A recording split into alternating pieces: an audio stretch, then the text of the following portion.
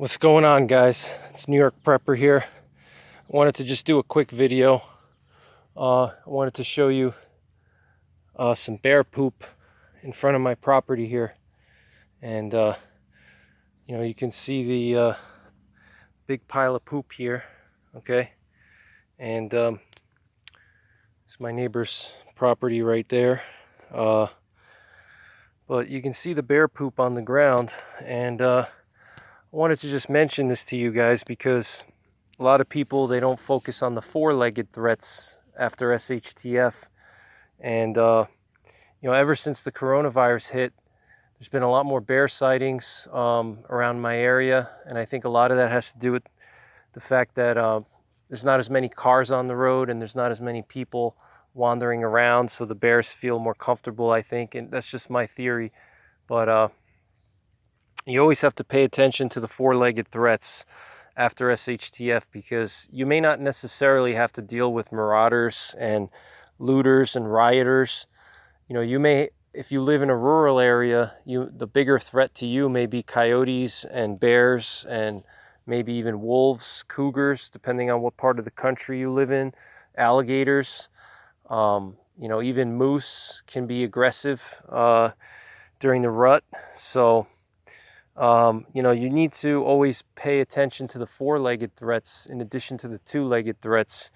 And that's why, I personally believe that heavier caliber rifles are better, and heavier caliber weapons, heavier bullets are better for SHTF, just in case you have to deal with a bear or a moose or a cougar, wolf. You want some knockdown power, and that's why I always tell people, a 357 Magnum or 44 Magnum is a really good SHTF pistol cartridge. 308, AR-10 is a really good cartridge, just in case you run into a bear.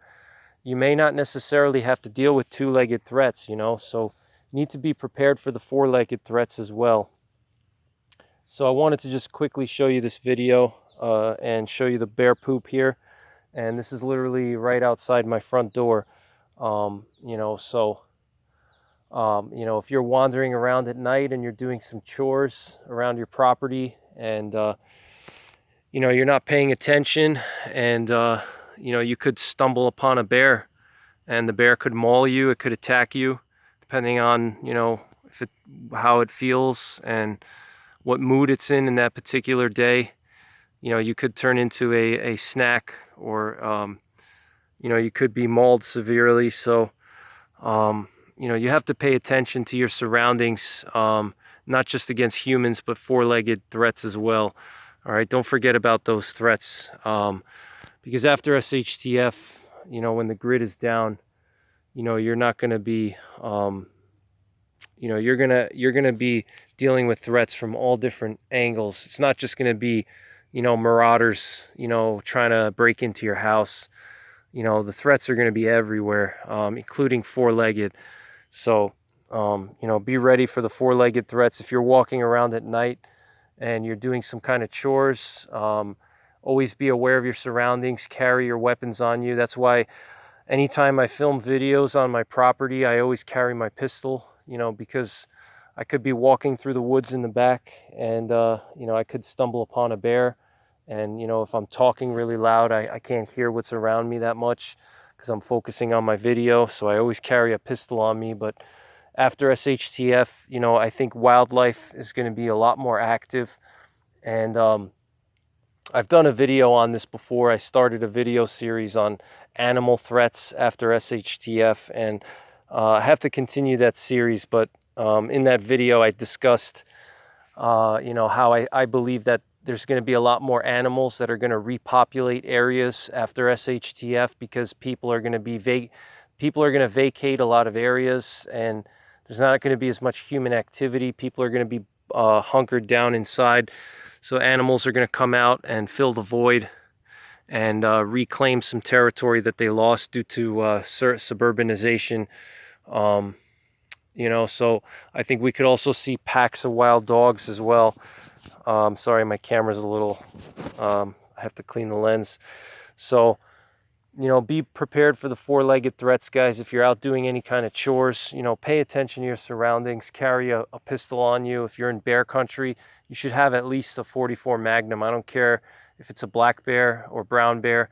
Minimum is 44 Magnum. You could potentially use a 357 with good hard cast bullets. Maybe a 10 millimeter would be the ultimate lowest I would go. But carry a weapon on you. When you're on your property now and after SHTF, because you never know what kind of dangerous animals could be lurking in the shadows. And pay attention to your surroundings. Carry a flashlight. And that's why it's important to walk your property and scout your property, so you know what kind of animal activity is on your property.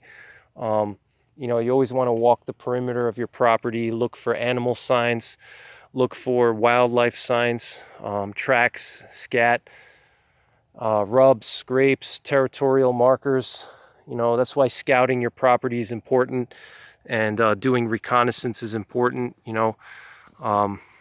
You have to be aware of what's on your property. And the only way that you can do that is to get out there on your own 2 feet and walk your property and, see what's out there, and do that regularly, so you're familiar with what kind of wildlife is in your area.